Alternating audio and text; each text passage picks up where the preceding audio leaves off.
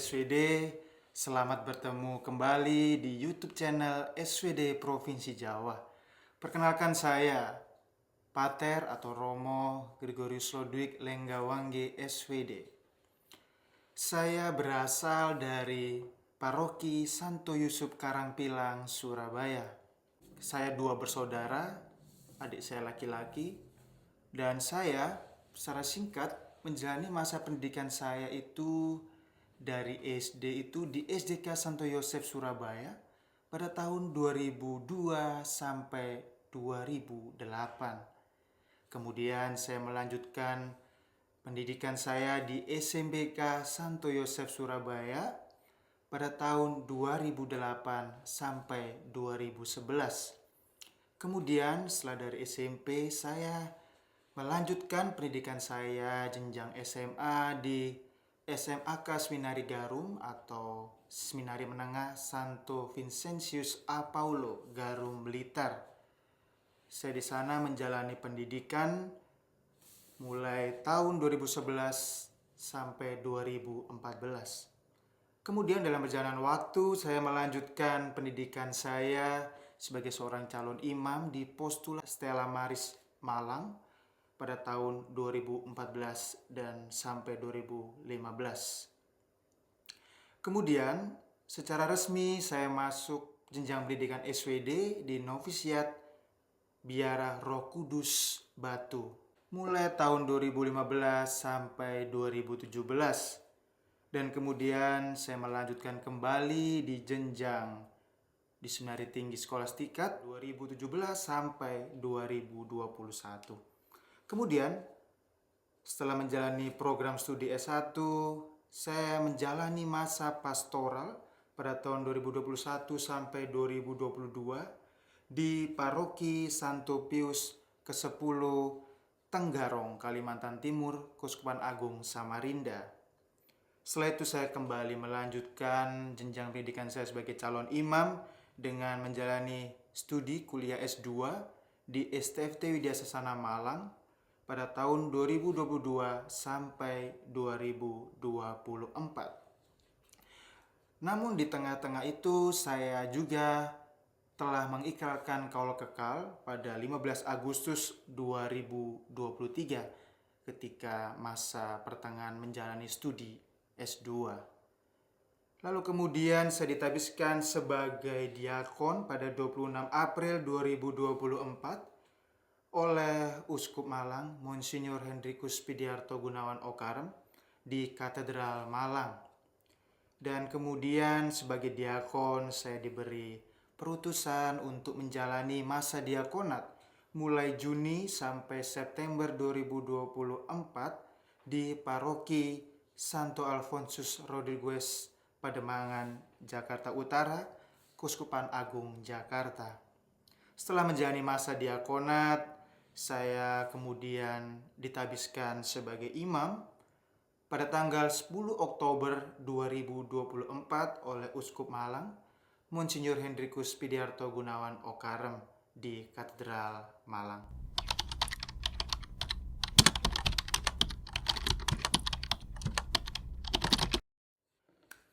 Berbicara mengenai sejarah panggilan saya, memang penuh misteri dari Tuhan yang memanggil saya dan saya menjawab panggilannya.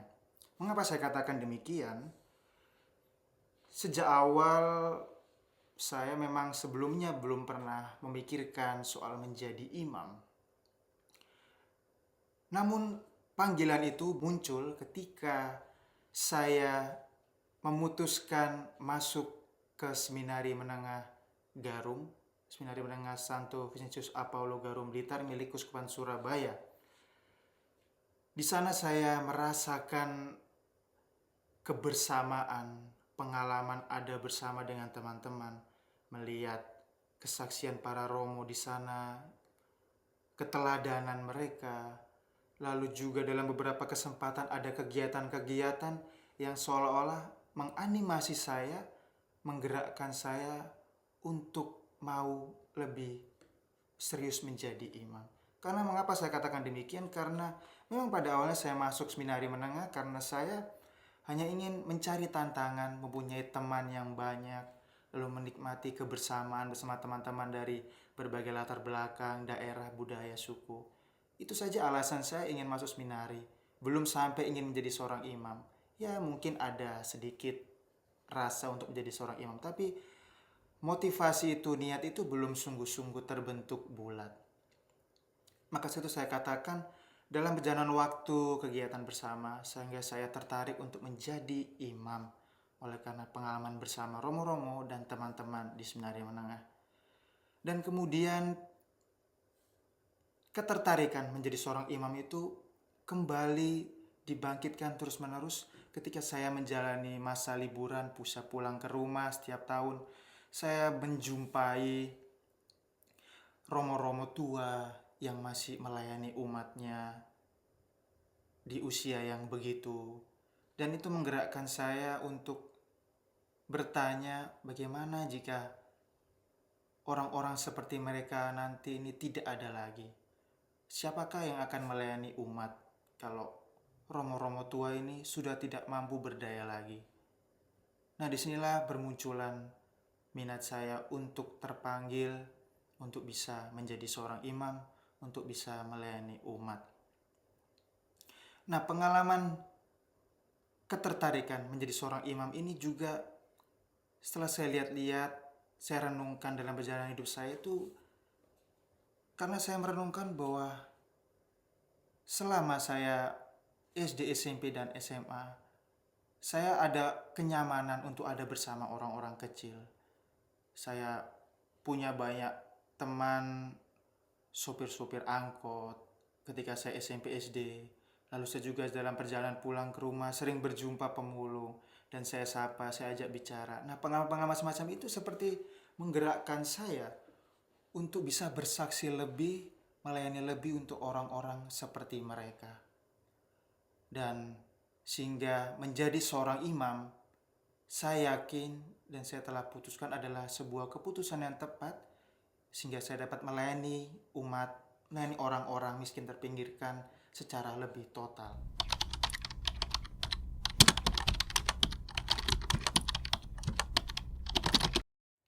Lalu mengapa saya memilih SVD dari berbagai sekian banyak tarekat atau pilihan yang lain?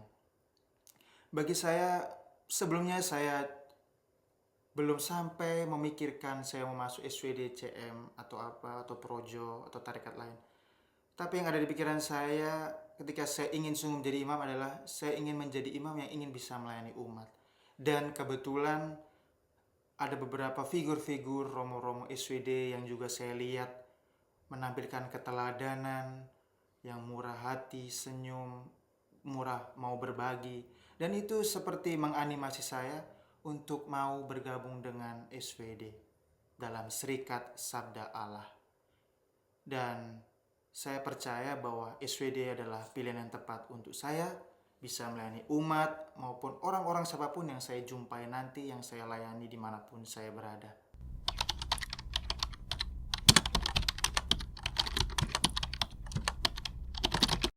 Setelah ditebiskan menjadi imam, saya memilih moto tabisan saya yaitu dari Lukas bab 5 ayat 4 yang berbunyi, "Bertolaklah ke tempat yang dalam dan tebarkanlah jalamu untuk menangkap ikan."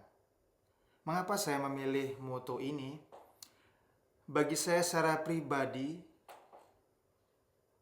saya merenungkan bahwa moto ini nanti akan saya dengungkan, akan saya ingat ketika saya menghadapi situasi-situasi sulit atau situasi-situasi yang mungkin di ambang batas kemampuan saya. Dan ketika saya mendengungkan moto ini, maka saya akan dimampukan lagi untuk lebih semangat dalam menjalani panggilan menjadi seorang imam.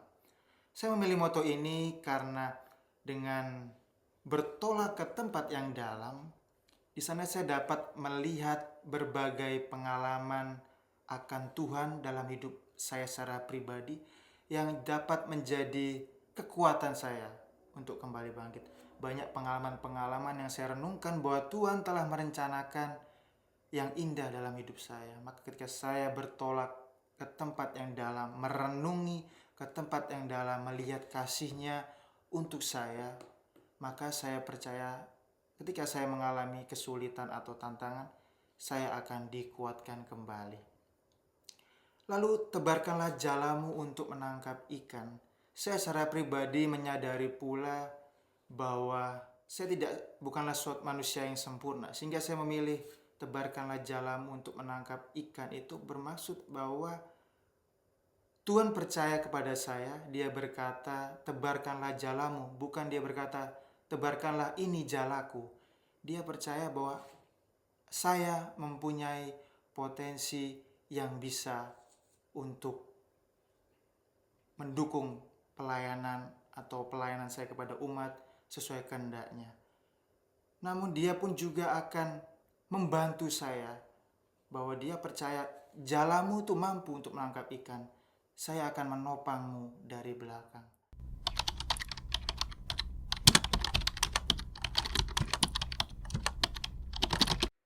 Ketika hendak melamar kaul kekal, biasanya kami diminta untuk menulis atau memilih 8 negara atau bisa dibilang 8 provinsi pelayanan SVD yang ada di dunia.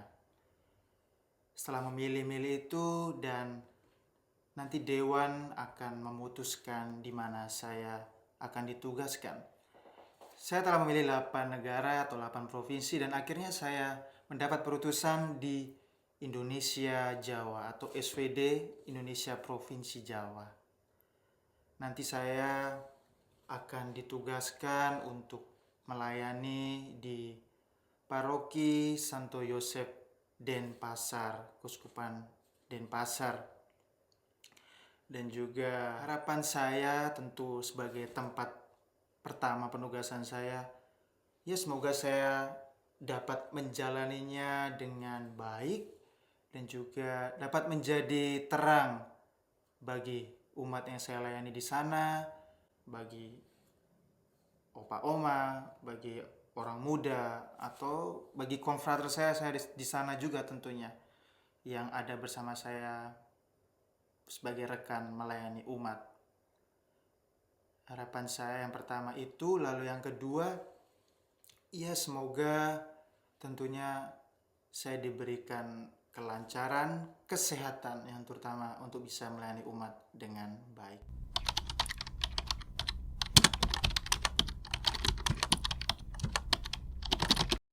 Baik sahabat SVD, demikianlah perkenalan singkat dari saya. Maka di akhir ini tidak kata yang lebih indah, saya ingin mengucapkan limpah terima kasih. Terima kasih yang sebesar-besarnya kepada keluarga saya, kedua orang tua dan adik saya yang telah mendukung, menyerahkan saya pada panggilan yang luhur ini untuk melayani sesama, melayani Tuhan.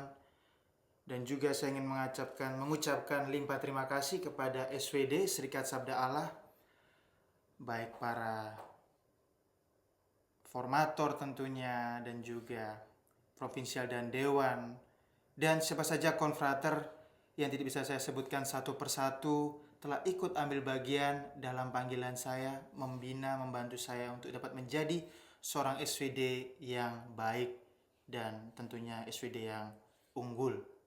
Dan juga saya ucapkan terima kasih kepada para donatur, penjasa, pendoa yang telah mendukung saya dengan caranya masing-masing, mendukung kami waktu menjadi frater ataupun masih menjadi diakon. Terima kasih sekali lagi saya ucapkan kepada Anda sekalian. Tentunya sahabat dan kenalan saya yang juga ikut mendukung saya dalam doa maupun dengan caranya masing-masing. Saya dari hati yang terdalam ucapkan limpah terima kasih. Saya mohon maaf kalau dalam kebersamaan ada salah-salah kata. Dan pada tempat yang terakhir, saya mohon doanya, kita saling mendoakan. Semoga hidup kita dapat menjadi terang bagi sesama maupun orang-orang yang kita jumpai di sekitar kita. Mohon doanya untuk saya, semoga pelayanan saya dapat membawa buah terang kedamaian bagi orang-orang yang saya layani. Pekerjaan ladangmu jadi api